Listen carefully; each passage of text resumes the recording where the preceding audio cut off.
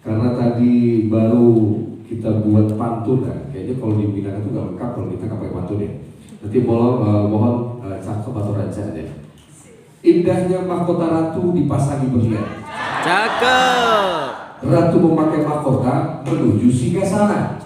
Cakep. Selamat untuk para finalis Duta CBP sekalian.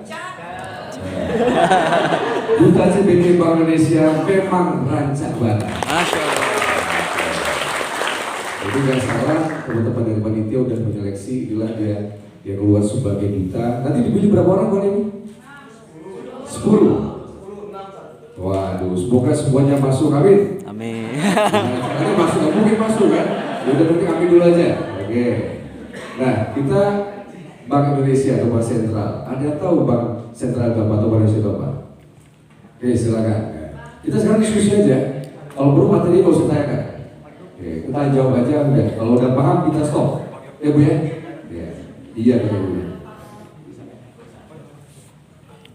Apakah ini pakai ini?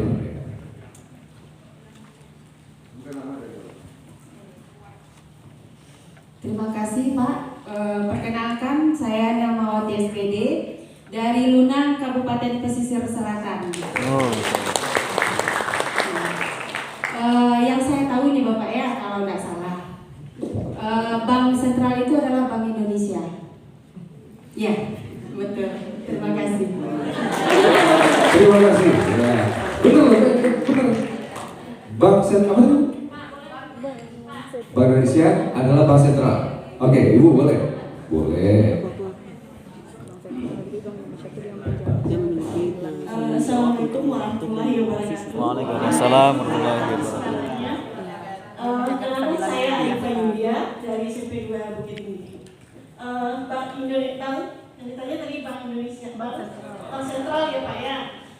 Bank Sentral menurut kami, Bank Sentral itu merupakan bank yang ditugaskan mencetak uang, ya, menjaga stabilitas moneter. Itu yang menurut kami ketahui. Terima kasih. Oke, kita tahan dulu ya. Nanti saya putuskan siapa yang buka saya lihat. Tapi sebelumnya boleh bawa handphone semua kan? Boleh di follow dulu Instagram kita. Sudah. Oh sudah. Sudah. Ya, kalau nggak di follow nggak pasti lolos ya. Iya. Berapa sekarang followersnya? Ada tahu? Ada berapa ya? Berapa? Asal jawab aja. Berapa sekarang followersnya BI Subat? 28.000. Tepuk tangan dong. Ya, tolong diinformasikan lagi biar di follow karena semua di sini ada informasinya. Termasuk ini yang muda-muda ini adalah para penerima beasiswa BI. Ya, duta muda ini juga ada penerima beasiswa. Nah, informasi beasiswa ada semua di Instagram kita. Semua lengkap dijabarkan syaratnya bagaimana, prosesnya seperti apa. Nah, semua lengkap di situ. Oke, lanjut. Kita coba masuk dulu ke materi kita. Nah, hari ini kita akan sedikit sharing terkait apa sih Bank Sentral, kemudian kita melihat Bank Sentral ini negara seperti apa, kemudian BI sebagai Bank Sentral itu bagaimana, kemudian kenapa pula ada anggota Dewan Gubernur? Apakah sama seperti Gubernur Sumatera Barat? Apakah sama? Atau apakah pemilihannya sama melalui pilkada? Dipilihlah Gubernur Bank Indonesia. Kemudian kedudukannya seperti apa dalam tata negara, tugas dan wewenang. Kenapa BI ada dalam tata negara? Apakah BI ini seperti apa ya? BI itu seperti apa sebetulnya di negara ini? Namanya Bank Sentral tapi ada kedudukan dalam tata negara. Nah, kita lihat ini pengertian secara sederhana. Tadi mau bilang Bank Indonesia adalah Bank Sentral, betul. Kemudian Bank Indonesia adalah bank yang mencetak uang, mengatur kebijakan moneter, betul. Karena salah, semua betul. Kenapa tidak BCA sebagai Bank Sentral? Asia. BI hanya Bank Sentral Republik Indonesia. Kenapa tidak BCA? Kenapa tidak BCA sebagai Bank Sentral? BCA itu Bank Sentral Asia loh dia pegang. Ada tahu? Masuk bank umum apa lagi? Swasta, konvensional, umum, swasta apa lagi? Karena itu hanya sebuah nama, hanya entitas bisnis. Nah, nanti kita lihat. Kita lihat dulu pengertian secara sederhana apa sih menurut para ahli tentang Bank Indonesia atau Bank Sentral itu. Menurut pertama ada John Singleton, itulah bank yang menggunakan settlement pembayaran. Jadi bagi dana, dia settle pembayaran masyarakat umum. Kemudian menurut si Charles Wood ada lagi bank yang menyediakan likuiditas uang, mencetak uang.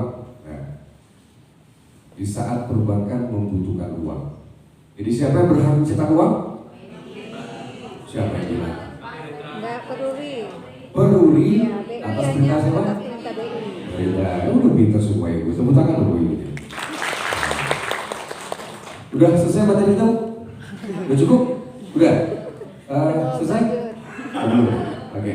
Nah, selain Indonesia juga ada bank sentral. Nah, sebelum kita buka nih materinya bank sentral ini dengan lain, ada yang tahu nggak? Kalau yang sudah tahu ya, yang belum tahu aja. Nah, ya, biar ada ya. Ya. Negara mana yang tidak menggunakan nama negaranya sebagai nama bank sentralnya? India, siapa lagi? Amerika, apa lagi? Sebutin ini semua apa?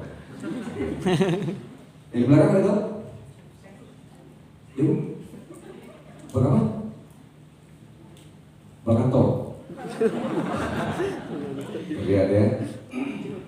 Ini biar gak ngantuk ya. Nanti kalau saya tanya jawab, kita ada hadiahnya. Oh tadi boleh kasih buat ibu yang di belakang. Ibu siapa itu?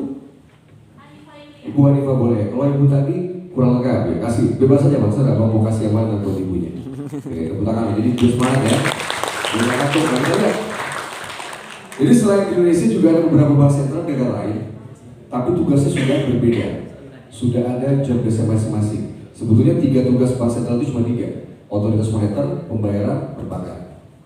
Nah, kalau di Indonesia sudah tinggal berapa tugasnya? Tinggal 2 aku.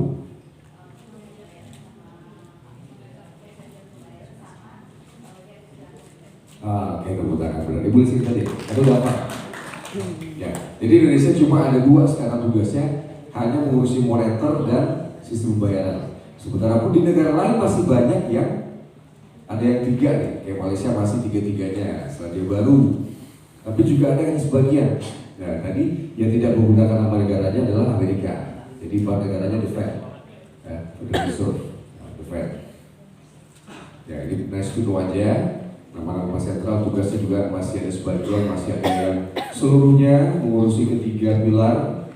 Kalau kita biasanya punya pilar moneter, perbankan, pembayaran. Nah, sekarang di Indonesia untuk yang pengaturan perbankan sudah tidak lagi di BI, sudah pindah ke adik bungsunya, OJK, Otoritas Jasa Keuangan. Berdasarkan Undang-Undang Nomor 7 tahun 2011.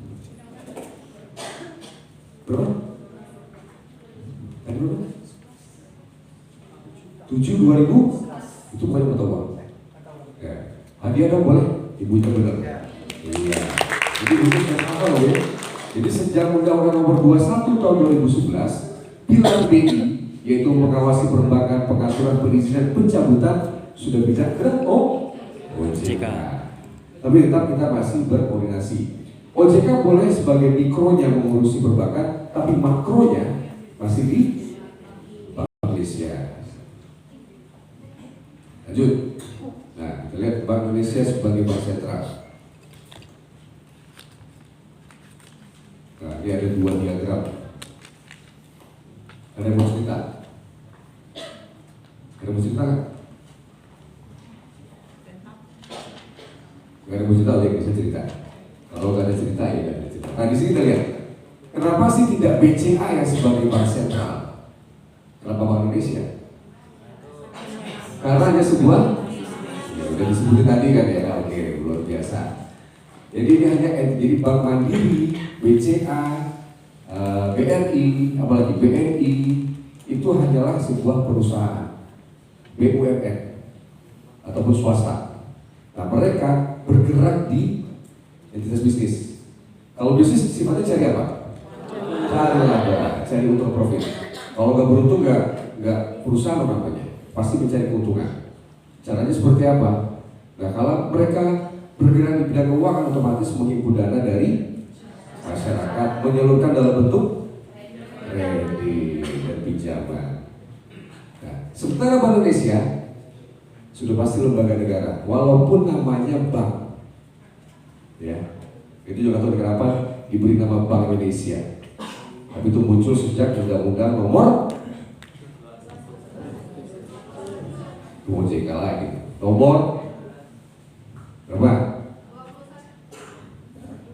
Ya. Jadi sejak pertama kali Bank Indonesia ini dilahirkan menjadi Bank Indonesia, dulunya namanya apa? Pejabat Bank. Nah, sejak 1 Juli tahun 53 berubah menjadi Bank Indonesia. Jadi Bank Indonesia lahir pada tanggal 1 Juli tahun 53. Berarti sekarang umurnya berapa? Kalau bulan Juli besok? Berapa? 7 berapa? 72. Ya. Nah, Bank Indonesia adalah lembaga negara. Lembaga negara tujuan tunggalnya menjaga stabilitas nilai rupiah. Tunggal itu sebelum adanya Undang-Undang P2SK nomor 4 tahun 2023. Jadi Undang-Undang BI itu sudah 4 kali amandemen. Pertama kali yang menyatakan BI itu lembaga independen adalah Undang-Undang nomor 23 tahun 99. Kemudian di amandemen nomor 3 tahun 2024. Kemudian amandemen lagi nomor 6 tahun 2009, yang terakhir di Undang-Undang P2SK nomor 4 tahun 2023. Nah, tujuan tunggal Bank Indonesia sebelum Undang-Undang P2SK adalah memelihara dan mencapai dan memelihara kestabilan nilai rupiah. Dari apa? Kita lihat. Nah, terhadap barang dan jasa yang tercermin dalam laju inflasi. Nah, inflasi harus dijaga agar tetap stabil, yaitu dengan cara menjaga daya beli masyarakat. Inflasi yang tinggi akan menyebabkan harga barang jasa naik terus-menerus. Nah, ini akan menyebabkan ketimpangan sosial. Ya, barang jadi mahal, susah untuk membeli. Kenapa inflasi? Karena kebutuhan meningkat, supply demand-nya nggak sesuai. Contoh paling gampang, ini ibu-ibu nih biasanya kalau masuk bulan puasa tuh pasti sibuk beli barang kan ya. Beli kebutuhan pokok karena takut selama bulan puasa itu nggak cukup. Padahal makannya sama aja kan, mau bulan puasa, mau Syawal, mau bulan apapun sama kan kebutuhannya. Cuma ketakutan aja. Akhirnya diboronglah barang-barang di pasar. Kebutuhan pokok, cabai, beras, bawang, telur. Ini ngaku ibunya gue. Ya kelihatan kalau belum puasa itu pasti semua, apalagi mau masuk Ramadan gue ya belanja kan ya. Pasti kan setiap Ramadan masuk harga naik kan. Inflasi gak bagus. Temporari ya. Kalau terus gak bagus bu. Dia temporari sesuai kebutuhan. Nah makanya kita harus bijak belanja. Belilah seperlunya. Ya kebutuhan beda dengan keinginan. Saya jaga. Nah karena suplainya banyak, demand-nya juga lebih banyak, akhirnya stok di pasaran habis ya. Akhirnya harga jadi naik. Inflasi gak bagus. Kalau barangnya juga banyak, permintaan sedikit juga harga murah, deflasi. Itu dijaga. Jadi inflasi itu kata ahli moneter kan kayak sekarang bagusnya plus minus 2,5. Jadi kalau bagusnya di atas 2,5, kalau nggak bagusnya di bawah 2,5, 1,5, plus minus 1. Ya lanjut. Nah, ketika kestabilan rupiah, barang dan jasa tercermin dalam inflasi terhadap mata uang juga pengaruh dolar gini-gini ya. Benar kan ya? Ya. Inflasi, ya. Kemudian pertumbuhan ekonomi jadi lebih stabil. Kalau harga barang naik, apakah bisa semuanya kebeli? Nggak jadi mahal kan? Akhirnya ekonomi jadi turun, kemudian tingkat daya beli juga turun. Ekonomi nggak tumbuh. Nah terus sekarang tugas berat BI bersama pemerintah menjaga agar inflasi tetap stabil. Ya, dengan menjaga tadi belanja bijak kita sebagai masyarakat.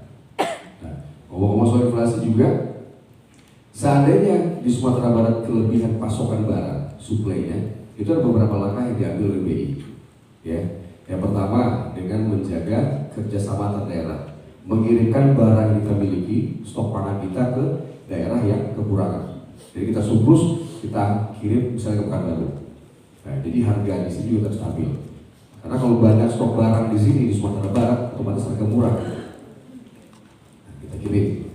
Sebaliknya itu juga kalau kita kekurangan kita minta dari yang lain untuk mengirimkan. Nah, itu namanya kerjasama antar daerah.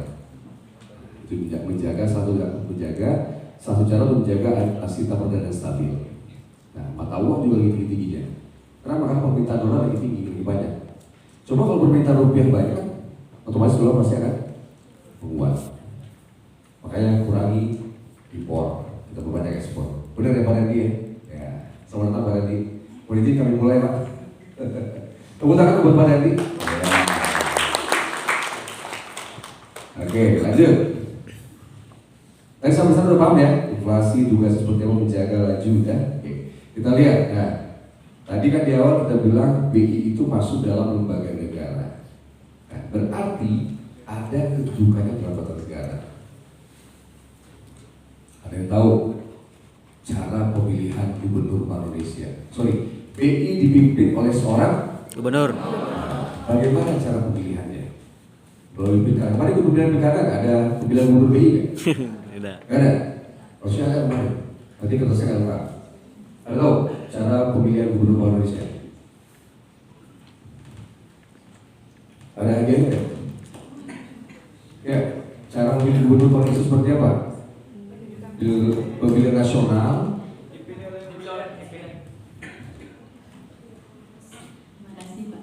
Diajukan kandidat berupa nama oleh DPR, kemudian dipilih oleh Presiden ya Pak.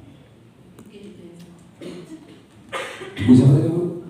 Ibu Dila bilang diajukan oleh DPR, dipilih oleh Presiden.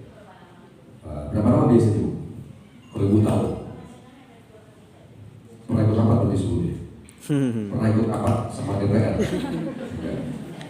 Bukan diundang, harusnya diundang Ibu. Ibu suka 3 atau 4 nama maksimal. Jadi gubernur diusulkan oleh Presiden. Dibalik ya. Nah, diusulkan oleh Presiden. Mau 1, 2, 3 nama, haknya Presiden, hak prerogatifnya. Nah, diusulkan ke DPR, baru dilaksanakan fit and proper test. Nah, dipilih melalui fit and proper, terpilih satu orang, baru disetujui berdua. Oke, DPR bilang udah, tahun ini Pak Peri jadi gubernur lagi. Nah, jadi Pak Peri, gubernur kita sekarang, Peri apa namanya? Peri Warjio. Oh iya, nggak mungkin kita CPP nggak tahu ya, karena syarat kita harus tahu gubernur BI. Kalau kepala perwakilan Baru Sumba, kepala BI Sumba? Pak Dandi. Pak Dandi, luar biasa, tepuk tangan. Selamat Pak Dandi, luar biasa. Kita doakan, amin. Ya. Pak Haji. Gak apa-apa kan Pak Dandi juga kita doakan semoga jadi kepala KPU Sumbar. Setuju kan?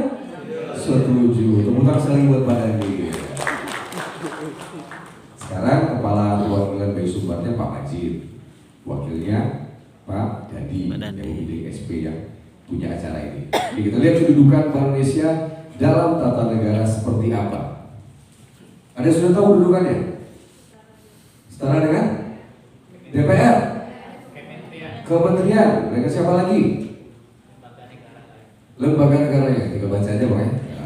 Pinter loh, cerdas semua di dunia, tinggal baca. Nah, jadi sini, ini kedudukan Bank Indonesia dalam tata negara. Di mana posisi Bank Indonesia? Ada di sini. Kenapa tidak di sini? Kenapa tidak di sini? Independen. Ada yang bisa menjelaskan? Saya kasih dia lagi. Salah itu nomor 2, yang penting berani dulu. Ah, kalau mikrofon itu. Dulu yang mana tadi? Dulu yang mana? Oh ini. Gak usah takut salah, yang penting dapat hadiah dulu. Baik, terima kasih. Menurut saya itu karena Bank Indonesia itu menjadi bank sentralnya Indonesia ya. Ya, nggak mungkin BCA. BCA di Asia mainnya. Kalau kita cuma Indonesia aja. Iya, itu aja. Jadi apa jawabannya tadi? Nggak nyambung kan? Ya betul berani ya. Setuju ya. Ya berani kan? Ya, betul ya. Yang betul berani dulu ya. Mau salah 110 kan nanti dijelaskan juga ya. Oke, kita lihat. Di sini Bank Indonesia kedudukannya tadi dibilang benar setara dengan kementerian. Malah sebenarnya kalau urutan nomor polisi lebih tinggi kita. Kita di RI berapa? RI 12. Ya. Nah, ini garis koordinasinya langsung ya, BI itu kepada kepala negara dan DPR. Ya tadi diusulkan oleh Presiden sebagai kepala pemerintahan kepada DPR, dilakukan fit and proper, terpilih, baru dilantik di Mahkamah. Jadi bukan Mahkamah Konstitusi ya, bukan titipan paman ya, tapi di MA. Jadi pelantikan gubernur itu di MA, Mahkamah Agung. Beda sama MK ya, beda. Tolong jadi catat ya. Nah, di sini ada BPK, ada DPR, BI sewaktu-waktu dimintai pertanggungjawaban keuangan. Beda ya, keuangan oleh BPK. Bisa triwulan, bisa semesteran atau bisa dikit tahun. Kalau ke DPR, laporan anggaran. Ini keuangannya, yang anggaran dilaporkan. Nah, ini kedudukan kita. Nah, di sini ada badan supervisi yang juga merupakan anggota dari DPR, ini membantu BI dalam menyusun laporan ataupun untuk persiapan di awal bulan tahun. Memilih undang-undang, semua di sini. Jadi ini kedudukan kita. Jadi jelas ya, BI bukanlah bank. BI bukanlah bank umum. BI bukanlah bank kok. Bukan BI bukanlah bank swasta. swasta. BI adalah bank pergudangan. Nah, lanjut. Jadi nanti lo sampaikan di BI itu adalah bank sentral, lembaga negara, ada undang-undang yang mengatur, dipilih oleh Presiden bersama DPR, dilantik di Mahkamah Agung, diperiksa oleh BPK dan juga DPR. Oke. Siapa yang pernah nabung di Bank Indonesia? Berapa saldo minimum? Gak ada. Beneran gak ada saldo minimum? Oke. Ada loh saldo minimum berapa? Siapa yang boleh nabung di BI? Bank umum. Kenapa dia nabung di BI?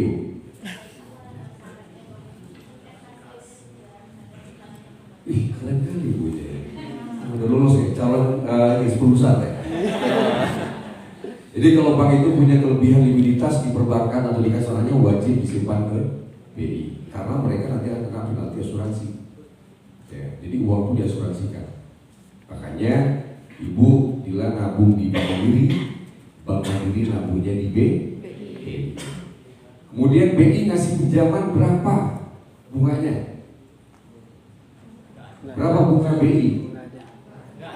Ada loh, sebagai repo kan bunga, suku bunga. Berapa? Kok Ibu Dila dari tadi, yang lain gak ada yang mau ngomong, Ibu Dila ini mau dapat hadiah banyak. 5,75%. 5,75. Posisi hari ini ya? Ya, tapi itu bukan buat ke masyarakat. Itu sebagai acuan dari BI sebagai support untuk memberikan acuan bunga pinjaman kepada perbankan. Tidak boleh di bawah itu. Itu acuannya.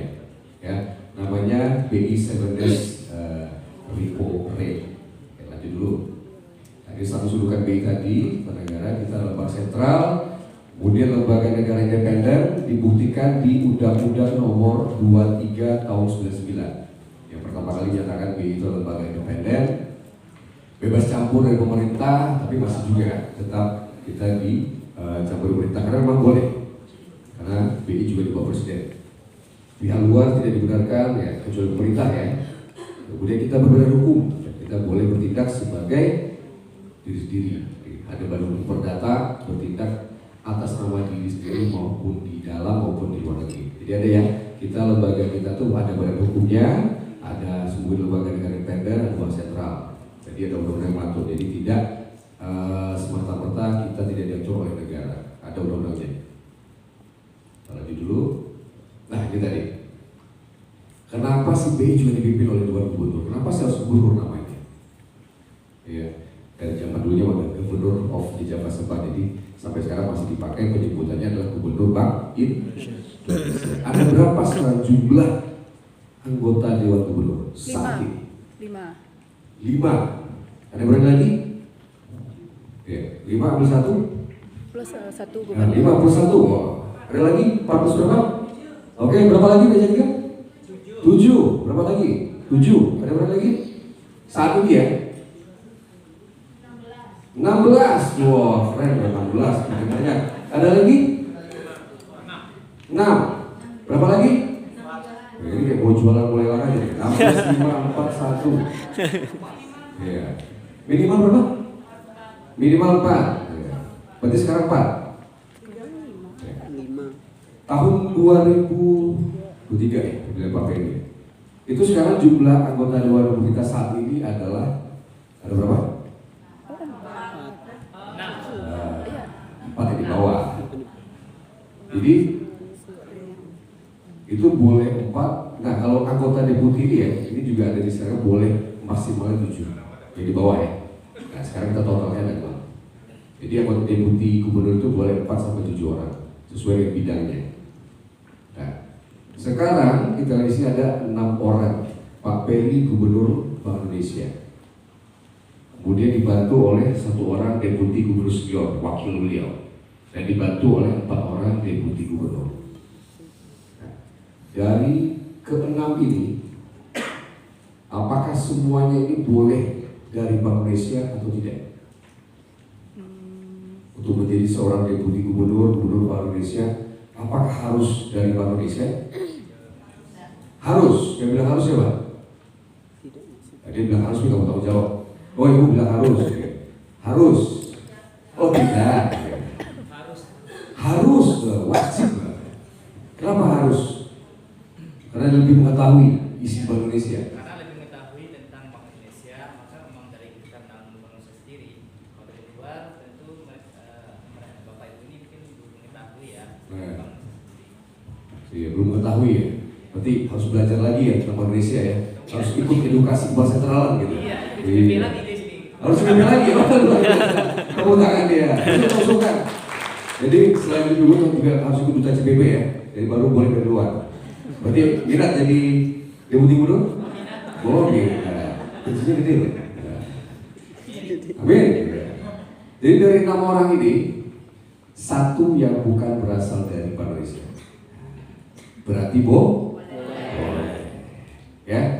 Sebelumnya juga, sebelum Ibu Destri ada Pak Birza Aditya juga bukan dari BI. Sebelumnya ada lagi kepala gubernurnya yang bukan dari Bank Indonesia. Siapa tahu? Ada tahu? Sebelum Pak Ferry ya? Nah, saya lupa namanya siapa. Sebelumnya Pak Agus Parto bukan dari BI.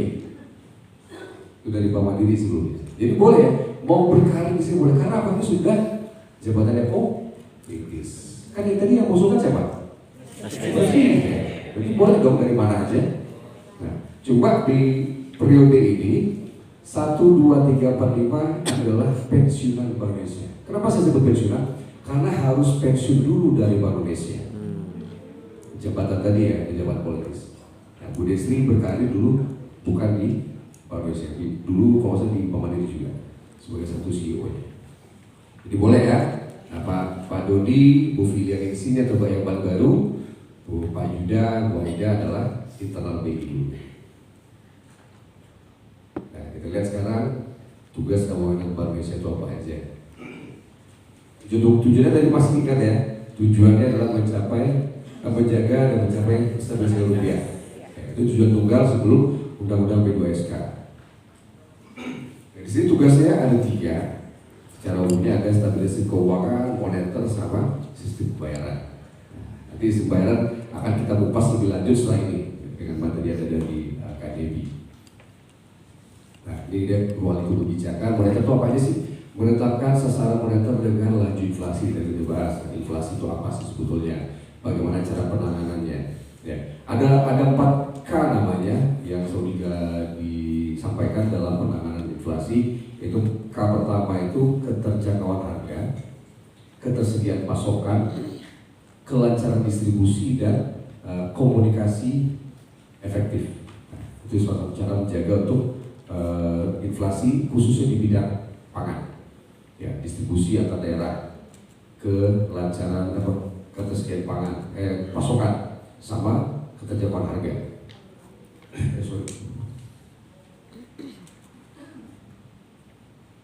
Kalau dari sisi makro Brisel apa lagi? Ini melakukan pengaturan pengawasan sistem keuangan dalam rangka upaya pencegahan dan pembatasan risiko sistemik, intermediasi, kemudian juga efisiensi sistem keuangan. Nah, sistem pembayaran, jasa SP. Nah, walaupun sebetulnya sudah pindah ke OJK, tapi ada beberapa yang masih diurus oleh Bank Indonesia. Makanya jadi mikronya boleh di OJK, tapi makronya masih di Bank Indonesia. Contohnya apa yang paling kecil, paling gampang? Selain itu, yang paling sehari-hari kita temui makronya, duit. Emang kalau OJK di apa? Enggak kan? Uangnya masih dari BI itu di ATM. Nah, walaupun semua sudah diurusi oleh OJK perizinan, tapi uangnya masih dari BI. Itu secara makro. Kemudian mereka maksud izin jasa SP kayak KUFA, kemudian mewajibkan penyelenggara jasa pembayaran untuk menyampaikan laporan kegiatan. Jadi wajib laporan kegiatan. Ya, KUFA itu apa KUFA? Valuta asing ya. Nanti boleh diterangkan sama Kak Dewi. Nanti kita bahas satu. Dan kita lihat lagi. Tugas yang pasti ini tadi mengeluarkan alat pembayaran yang sah dari suatu negara. Jadi apa yang kita keluarkan? Rupiah. Jadi kita harus cinta, bangga, paham, rupiah. Tepuk tangan Bapak. Kemudian melaksanakan kebijakan moneter. Nanti kita cek. Mengatur dan menjaga kelancaran pembayaran, menjaga stabilitas keuangan, menjalankan fungsi sebagai lender of the last resort. Karena tahu nggak Pak? Ya, silakan. Peminjaman terakhir ketika ada krisis, jadi bank sebagai peminjam terakhir, jadi ketika ada krisis nantinya BI hadir sebagai peminjam. BI meminjam. Ya. Pemberi pinjaman. Itu dia makanya. Pemberi pinjaman. Lender kan pinjam. Ya, bukan meminjam ya. Meminjamkan. Nah, tadi katanya pinjam kan? Ya, oke. Tepuk tangan, kasih makan yang satu boleh. Jadi sebagai benteng terakhir, ya, di saat perbankan mengalami kesulitan likuiditas, BI boleh ngasih pinjaman. Jadi bukan KUR ya, beda situasi, bukan KUR yang kasih BI. Yang ngasih KUR itu perbankan dengan bunganya ya terserah mereka.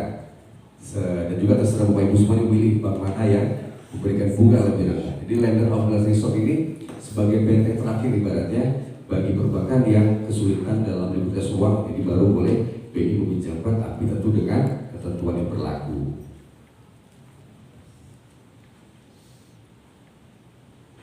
Nah, ini tadi penjabaran sedikit aja. Kebijakan moneter itu apa aja? Nah, jumlah uang yang beredar. Nah, jadi jumlah uang pun yang beredar diatur oleh BI. Kalau terlalu banyak beredar nanti inflasi lagi, uangnya banyak, barangnya habis. Ya, ibaratnya kenapa sih kita nggak ngasih petani itu nanam beras semuanya, ya, biar nggak kita impor. Takutnya inflasi lagi, harga nggak stabil. Itu semuanya udah nanam padi, ya akhirnya padinya beli inflasi. Jadi harus dijaga biar stabil keseimbangannya. Suku bunga tadi, ya, itu investasi, konsumsi, inflasi dari 7 ribu rate. Ya. Mengatur dan menjaga kelancaran pembayaran. Nah, ini masih tugasnya Bank Indonesia. Clearing masih BI atur, RTGS masih BI.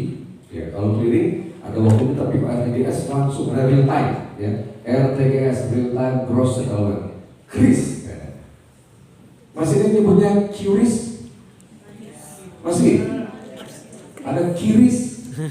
Nah, jadi bacanya KRIS ya. Itu pada ini marah loh ya. Gak disampaikan ya. Jadi KRIS ya.